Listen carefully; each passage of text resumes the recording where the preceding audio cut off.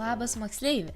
Į Lietuvos mokyklas grįžta programa Kalba kuriu aš, kuri primena apie įsisenėjusią nacionalinę problemą, netaisyklingą kalbos vartojimą bei raštingumo sumenkėjimą.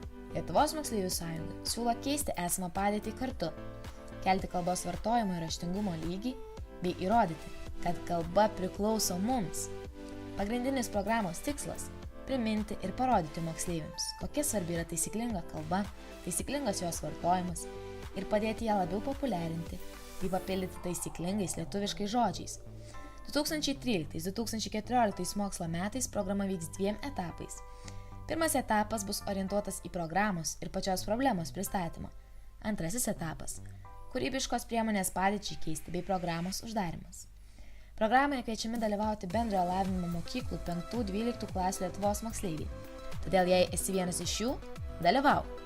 Nuo daugiau informacijos rasi Facebook puslapyje Kalba kuriu aš.